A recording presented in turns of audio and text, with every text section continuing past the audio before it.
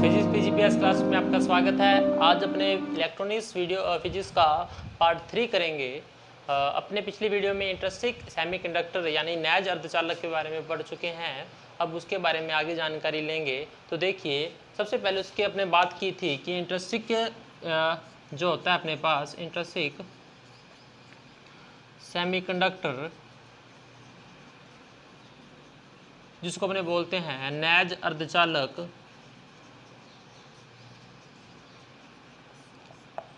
वो क्या होता है, एक वो फुल रूप से प्योर सेमीकंडक्टर होता है, यानी उसके अंदर कोई भी अशुद्धि नहीं होती। एक ऐसा शुद्ध, ध्यान रखिए, ये प्योर अपने पास शुद्ध सेमीकंडक्टर या शुद्ध पदार्थों से बना हुआ सेमीकंडक्टर अपने पास क्या होता है, इंट्रिंसिक। शुद्ध का मतलब ये है कि उसके अंदर कुछ भी नहीं मिलाया गया। वो अगर जर्मेनियम, तो वो प्योर जो ब्लॉक होएगा वो जर्मेनियम का ही होएगा। अपने को पता है कि प्रकृति में जो जर्मेनियम परमाणु या कोई भी अन्य परमाणु है पूर्ण रूप से शुद्ध नहीं मिलता या प्योर नहीं मिलता। तो एक मानक तैयार किया गया, यानी 10 की पावर 8 अपने पास शुद्ध परमाणु है, तो उसके अंदर एक अशुद्धि मानी जा सकती है। एक अशुद्धि मानी जा सकती है। अगर एक की जगह 2 होगी तो वो नैज अर्धचालक की श्रेणी में नहीं आएगा, वो एक इम्प्योर सेमीकंडक्टर की श्रेणी में गिना जाएगा। अपने इसके बाद अपने बात करते हैं जर्मेनियम की। तो जर्मेनियम अपने पास एक शुद्ध अर्धचालक है जिसका मैंने बनाया है। तो देखिए, ये जर्मेनियम अपने पास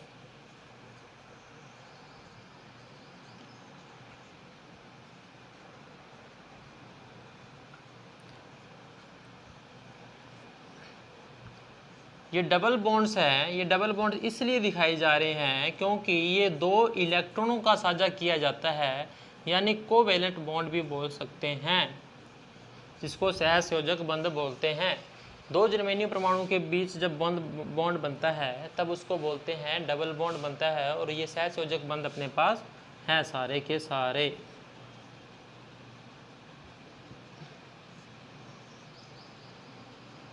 ठीक है जी।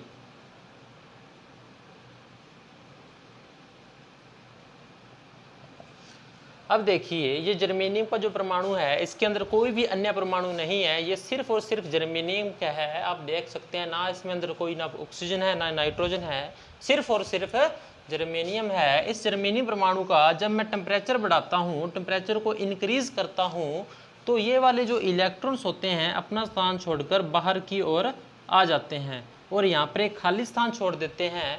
तो ये वाला जो इलेक्ट्रॉन बाहर निकलता है, ये अपने पास फ्री इलेक्ट्रॉन्स होता है, जो कि इसके विद्युत चालन के लिए उत्तरदायी होता है। ये अपने पास जो सेकंड जो अपने पास होल बनता है, ये जो खाली स्थान बनता है, इसको बोलते हैं अपने होल।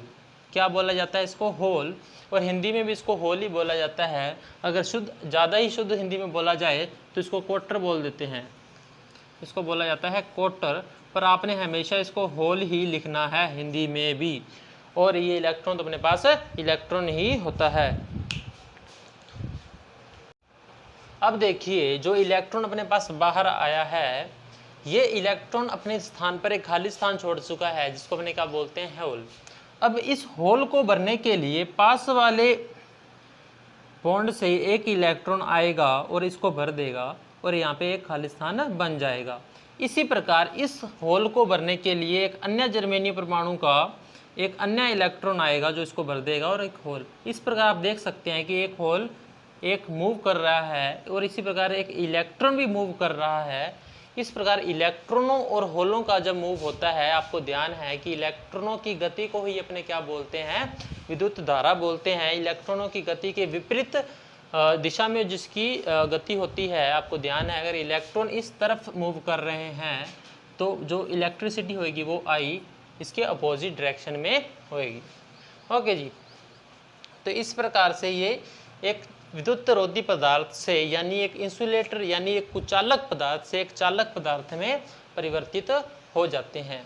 अब एक बात ध्यान देखने वाली है कि जब भी एक इलेक्ट्रॉन निकलता है उसके साथ होल बनता है, यानी इलेक्ट्रॉन और होल का युग्म एक साथ बनता है, तो यहाँ पे एक नैज अर्धचालक यानी इंट्रिंसिक अर्धचालक की एक बहुत अच्छी परिभाषा आती है कि एक ऐसा अर्धचालक जो इलेक्ट्रॉन और युग्म को एक साथ निर्मित करता है, जब उसका ताप बढ़ाया जाता है तो उसको क्या बोलते हैं, नैज अर्धचालक या इंट्रिंसिक अर्धचालक बोला जाता है। ओके जी, अब अपने बात करते हैं इसमें आप देखेंगे कि जितने इलेक्ट्रॉन्स प्रोड्यूस हो रहे हैं उतने ही होल प्रोड्यूस हो रहे हैं। तो जितनी इलेक्ट्रॉनों की संख्या अगर मैं Ne से लिखता हूँ और होलों की संख्या मैं NH से लिखता हूँ तो ये दोनों एक दूसरे के इक्वल होंगे। दोबारा देख लीजिए कि जितने होल उत्पन्न होंगे, देखिए इलेक्ट्रॉन उसके स्थान पर होल, यहाँ से भी एक इलेक्ट्रॉन निकलेगा तो यहाँ पे भी एक होल, यानी दो ही इलेक्ट्रॉन बने हैं और दो ही अपने पास होल बनेंगे। तो इलेक्ट्रॉनों की संख्या Ne और NH हमेशा ही इक्वल है और इसको मैं एक सिमिलर नंबर Ni से लिख देता हूँ। ठीक है जी, ओके ठीक है। अब अपने बात करते हैं इस इलेक्ट्रॉन और होल का जो अपने पास स्थानांतरण किस प्रकार से एक स्थान से दूसरे स्थान की ओर होता है।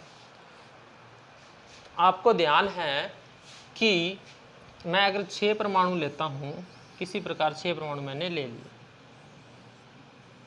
ठीक है, इसके बीच में मैंने नाभिक बना दिए, कितने हुए, 5 है, आप 5 ले लीजिए, ठीक है। यहाँ पे मैं एक होल बना देता हूँ, होल है ये, और बाकी सारों में एक एक इलेक्ट्रॉन्स है। अब देखिए इस होल को भरने के लिए मैं इस पर एक पोटेंशियल भी लगा देता हूँ, यानी इस तरफ मैं जो पोटेंशियल लगाता हूँ वो पॉजिटिव है और इस तरफ जो पोटेंशियल लगाया जाता है मैं नेगेटिव लगाता हूँ। तो ये इस होल को भरने के लिए ये इलेक्ट्रॉन इधर आएंगे और इसको भरकर एक इलेक्ट्रॉन का स्थान बना देंगे और यहाँ पे एक होल बन जाएगा अपने पास, और इस होल को भरने के लिए वापस एक इलेक्ट्रॉन आएगा और यहाँ पे इलेक्ट्रॉन बन जाएगा और यहाँ पे होल बन जाएगा। इस प्रकार से एक होल यहाँ से इधर की ओर मूव कर रहा है और इलेक्ट्रॉन इधर की ओर मूव कर रहे हैं, इलेक्ट्रॉन इधर की ओर मूव कर रहे हैं और होल इधर की ओर मूव कर रहे हैं अपने पास। तो जिस तरफ इलेक्ट्रॉन मूव करते हैं उसके विपरीत दिशा में क्या होता है, अपने पास करंट फ्लो होता है। तो इस प्रकार से एक तो इसमें करंट फ्लो होने लग गया, दूसरा एक बात नई भी आती है कि होलों की दिशा में ही हमेशा करंट या विद्युत धारा फ्लो होती है। ओके जी, अब नेक्स्ट पार्ट आता है कि सेमीकंडक्टर्स पर या नैज अर्धचालकों पर ताप का प्रभाव किस प्रकार से पड़ता है।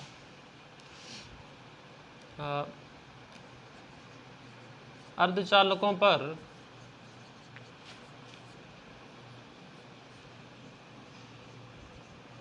ताप का प्रभाव, अर्धचालकों पर ताप का प्रभाव अगर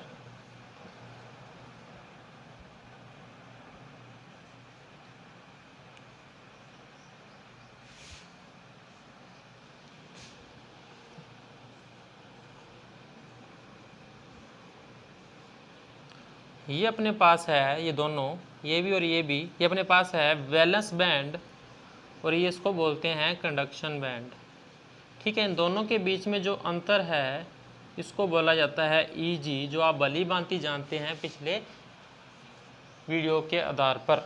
ठीक है, इनमें क्या होते हैं, हमेशा सीओजी इलेक्ट्रॉन्स होते हैं और जो इसके नीचे वाले कक्षकों में इलेक्ट्रॉन होते हैं वो कौन से इलेक्ट्रॉन होते हैं,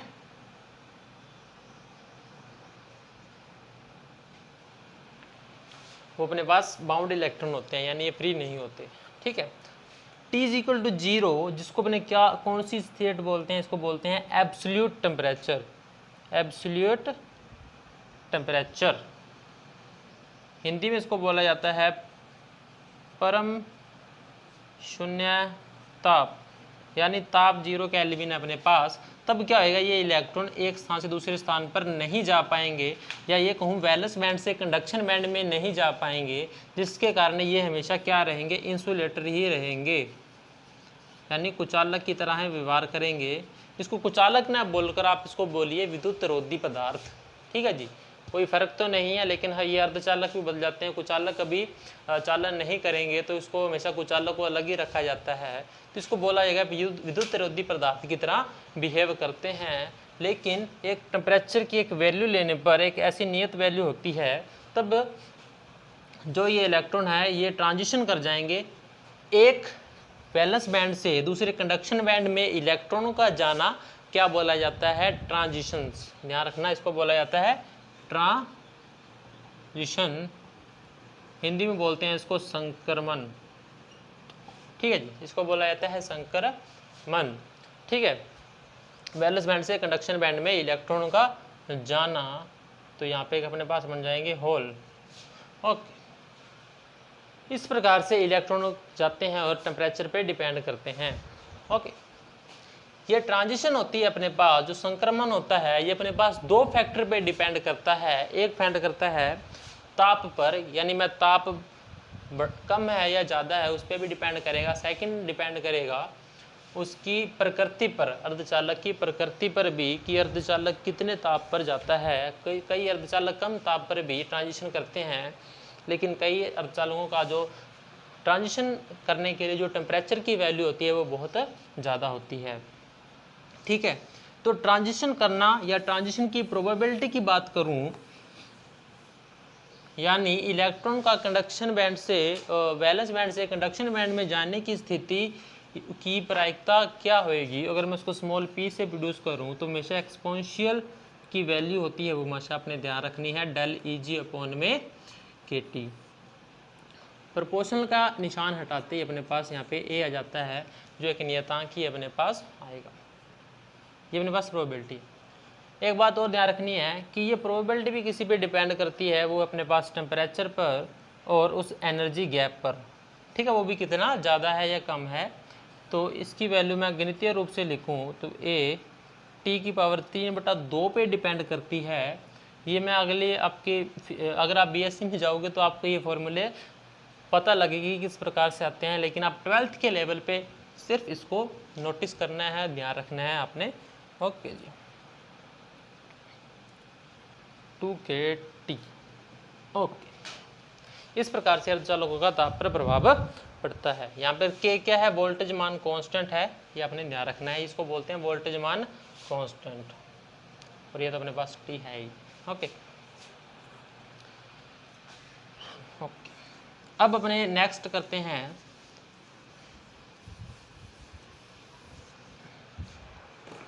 कंडक्शन इन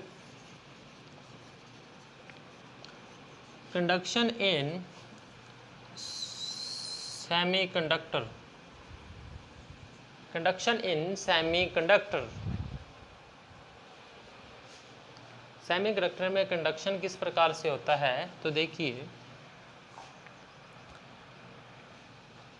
एक ब्लॉक है जिसके अंदर होल्स भी है, उसके अंदर इलेक्ट्रॉन्स भी है।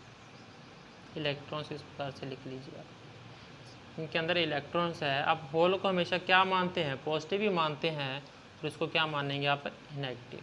इसको मैं एक बैटरी से जोड़ता हूँ या एक विद्युत क्षेत्र इसके ऊपर आरोपित करता हूँ। ठीक है, ये नेगेटिव है, ये पॉजिटिव है। तो इस पॉजिटिव जो है अपने पास, इस पॉजिटिव को क्या करेगा? रिपेल करेगा, है ना जी। इसको क्या करेगा अपने पास? अगर मैं ध्यान से देखूं तो इसको क्या करेगा? रिपेल।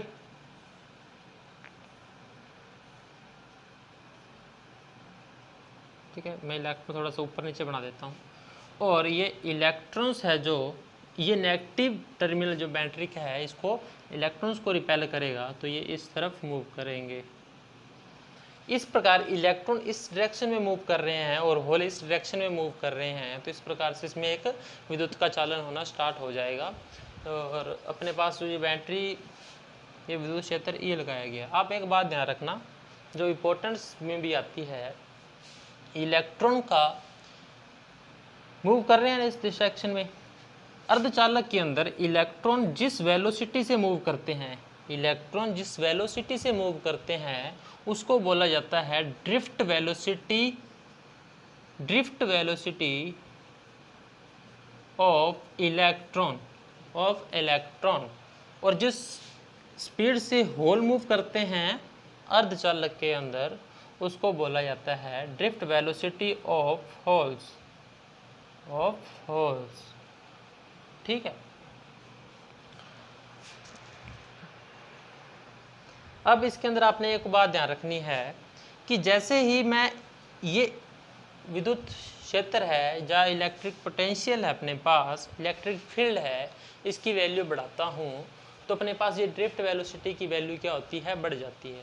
किस प्रकार से, अगर मैंने यहाँ पे 2 वोल्ट की बैटरी लगा रखी है तब जो इलेक्ट्रॉनों की स्पीड होएगी कुछ होएगी, मान लो कुछ होएगी, फिर मैं उसकी जगह मैं 5 लगा देता हूँ तो जो 2 वाली बैटरी से जो स्पीड आ रही थी वो 5 वाली बैटरी से क्या होएगी, हमेशा कम ही होएगी, आपको ध्यान है। तो ये कह सकता हूँ कि जैसे ही बैटरी या मैं कहूँ विद्युत क्षेत्र की वैल्यू बढ़ाता हूँ तो इलेक्ट्रॉनों की स्पीड क्या होती है, अपने पास बढ़ जाती है, ड्रिफ्ट वेलोसिटी बढ़ती है।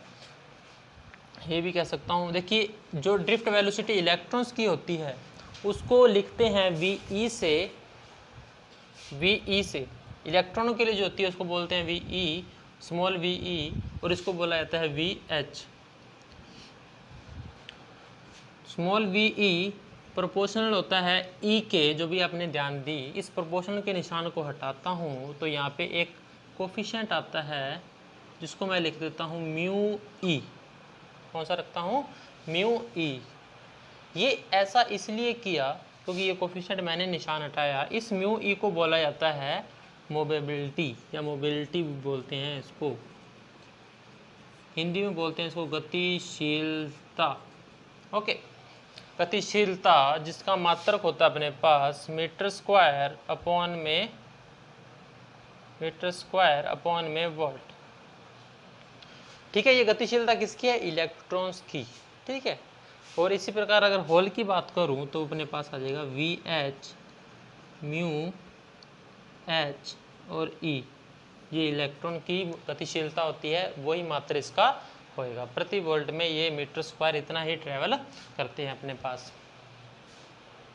ओके, अब देखिए इसके अंदर एक बहुत अच्छा चीज़ आएगी अभी मैंने क्या कहा आपको, जो गतिशीलता होती है इलेक्ट्रॉन की वो कुछ इस प्रकार से लिखी जाती है, ड्रिफ्ट वेलोसिटी और म्यू E और E। ठीक है, जैसे ही मैं इसको वेक्टर में चेंज करता हूँ, यानी VE वेक्टर लगा देता हूँ तो ये नेगेटिव में हो जाएगा।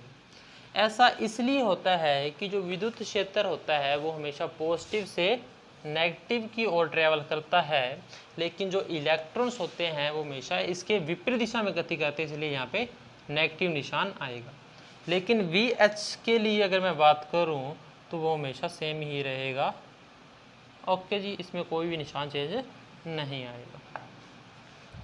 ठीक है, नेक्स्ट बात अपने करते हैं करंट डेंसिटी।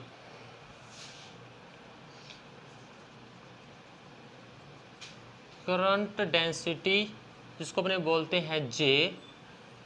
ठीक है, और करंट डेंसिटी आप हमेशा ध्यान रखना, एक तो होती है अपने पास जितनी संख्या है अवेशों की संख्या है, जिस अवेश की निकाल रहे हैं तो अवेशों की संख्या है, और सेकंड बात होती है अवेश की क्या है अपने पास, चार्ज क्या है, यानी नेगेटिव है या पॉजिटिव है, ये भी अपने पास इसमें नोटिस किया जाता है, यानी -E है या अपने पास H अपने पास ये आता है।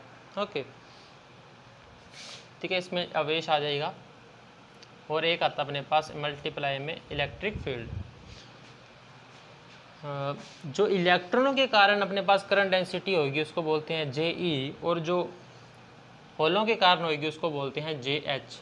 ठीक है, दोनों की जो इक्वल होगी वो सेमीकंडक्टर की या उस नैज अर्धचालक की अपने पास सेमीकंडक्टर की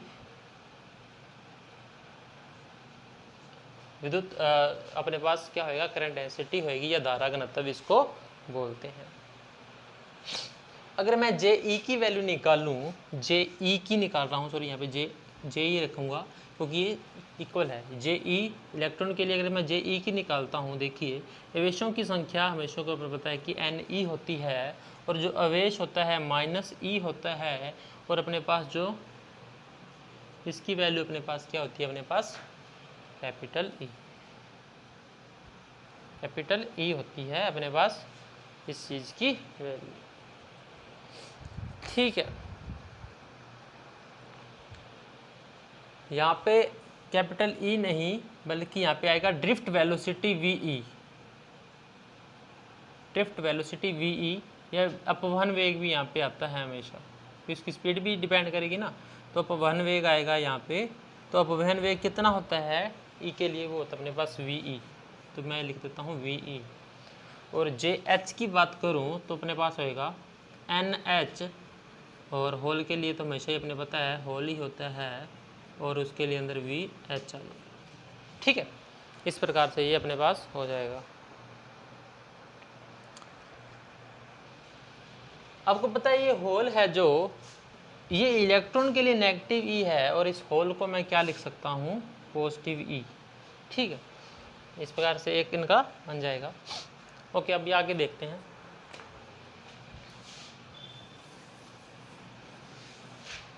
अगर मैं टोटल करंट डेंसिटी की बात करूं तो क्या होएगी,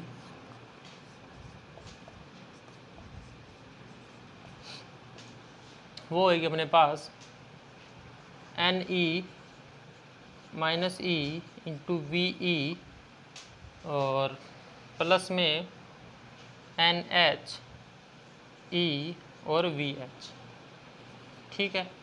एक बात ध्यान रखना, वी ई की वैल्यू क्या निकाली थी अपनी, देखिए एन ई माइनस ई, जो वी ई की वैल्यू निकाली थी वो निकाली थी अपने पास ये minus mu E E plus N H E, और इसकी अपने निकाली थी म्यू ई और म्यू एच और ई, ठीक है।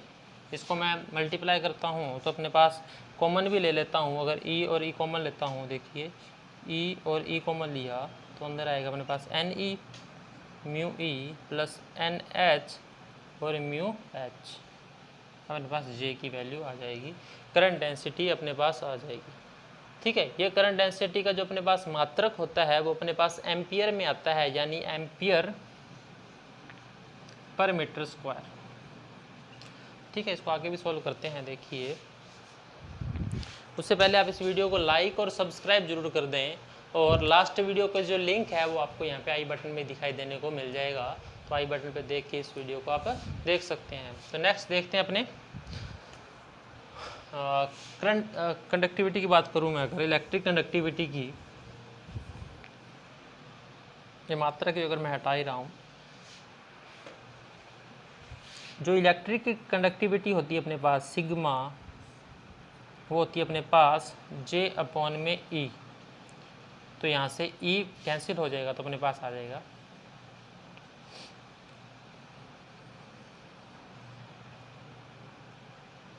ये, ओके। और अपने पास अगर रेजिस्टिविटी की बात करूँ तो सिग्मा होता है 1 अपॉन में, या रो की बात करूँ अगर, जो रेजिस्टिविटी बोलते हैं इसको रो, तो 1 अपॉन में सिग्मा, तो इसका 1 अपॉन में ये सब टर्म आ जाएगी अपने पास,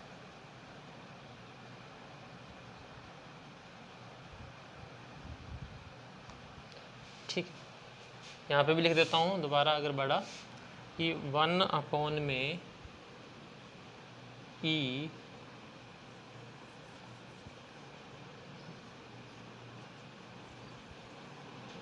रो 1 अपॉन में E N E mu E N H mu H.